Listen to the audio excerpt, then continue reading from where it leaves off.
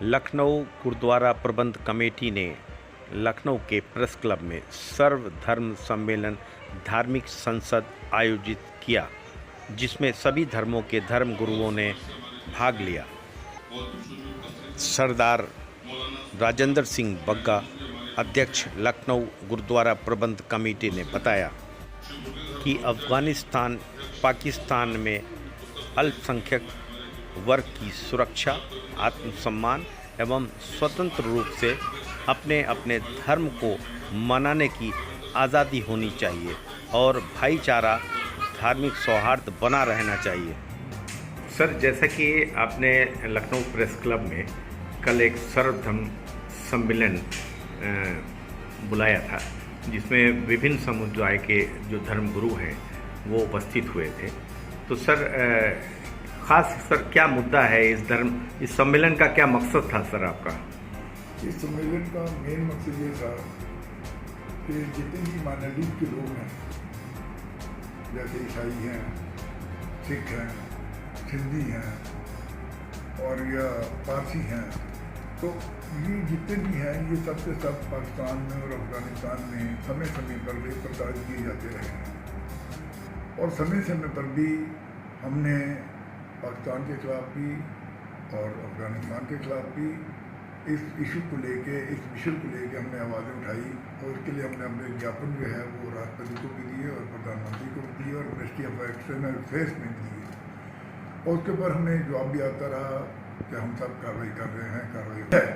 तो मैं उन तालिबानियों को, उस तालिबान को, अफगानिस्तान को, जो कि तालिबान नहीं है, ये शैतान है, ये हमान है, इनको ये नहीं मालूम है कि गुरु ग्रंथ साहब जो है वो एक ऐसी वाणी है जिसके अंदर मुस्लिम फ़कीरों की भी वाणी है, बाबा फरीद की वाणी है और हिंदू भी जितने गुरु पैगंबर हुए हैं उनकी भी वाणी है।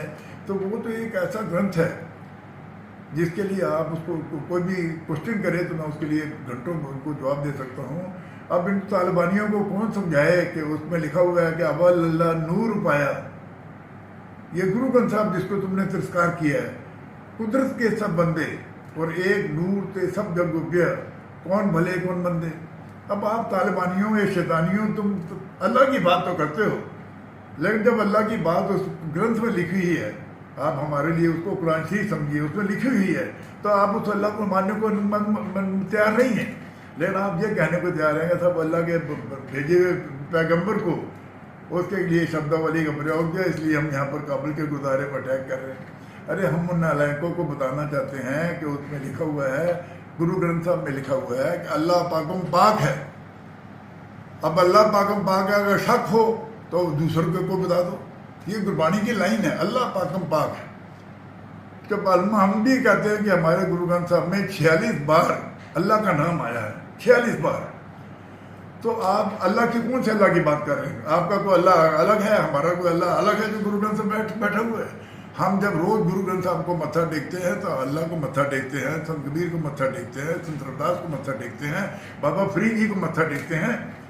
तो इनको बात यह है कि और को बात नहीं कि ये आतंकवादी लोग हैं, इनका कोई धर्म नहीं होता। आतंकवादी हैं तो आज हमें मार रहे हैं, इससे पहले बहुत दिन पहले मैं खबरों सुनता था कि वो मुसलमान भाइयों को भी वो मारते थे। तो वो एक अलग बात है। लेकिन मेरे कहने का मतलब यह है कि ये जो गुरुद्वारे के ऊपर अटैक होना और गुरु ग्रंथ साहब को जाकर उसका तिरस्कार करना, उसका अनादर करना, तो ये जो है बहुत ही मतलब बुरी बात है, बहुत खिलाफ है। इसके लिए मैं भारत सरकार से, हमने जो सभी धर्म के लोगों को इकट्ठा किया था कि भारत सरकार जो है यही नहीं कि वो दबाव इनके ऊपर बनाए, वो दबाव यूएनओ के ऊपर बनाए और यूएनओ इनके ऊपर दबाव बनाए। जैसा से और किसी भी धर्म के लिए कोई बात होती है तो लोग जाते हैं, यहूदी भी जाते हैं और हिंदू भी जाते हैं, यूएनओ में जाते हैं। तो हमारे भी इस मामले को यूएनओ के द्वारा उठाया जाना चाहिए। यूएनओ जो है वो इन मुल्कों पर अपना दबाव बनाए, ताकि ये जो हमानियत की हरकतें जो कर रहे हैं ये लोग जो हैं और इनको पता हो कि इंसान है। और वही मैंने ये कल प्रेस क्लब में एक बात कही थी, हमने कहा था ऐसा है कि हम इस मुल्क में रह रहे हैं, हमें आप कई दफ़ा लोग यहाँ नहीं कहते हैं साहब आप खालिस्तानी हैं, कभी कुछ है।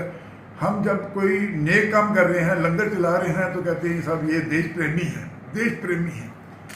अगर हमारे किसी भी आदमी ने किसी अच्छे संगठन में जो कि समाज के द्वारा निगलेक्टेड है, हमारे द्वारा निगलेक्टेड है, हम अगर खालिस्तान लेना होता तो जब पाकिस्तान हिंदुस्तान का बंटवारा हुआ था हम तभी बहुत बड़ा खालिस्तान हमें मिल रहा था, हमने नहीं लिया। हम क्योंकि हमने कहा भाई इस मुल्क में हैं, इस मुल्क में पैदा हुए, इस मुल्क के साथ ही रहेंगे। तो मैंने कल एक बड़ी खूबसूरत बोला उसके लिए कि अपने खून से सींचा है इस चमन को। ना जाने हमारे पूर्वजों ने कितनी कुर्बानियाँ दी हैं, पाकिस्तान से मुजड़ के यहाँ पर आ गए, बंटवारा हो गया, तो अपने खून से सींचा है हमारे पूर्वजों ने। इसमें अब नफरत के बीज न बोने देंगे, इसमें अब नफरत के बीज न बोने देंगे। भले मेरे जिस्म के टुकड़े टुकड़े हो जाएं, पर अब इस मुल्क के टुकड़े नहीं होने देंगे।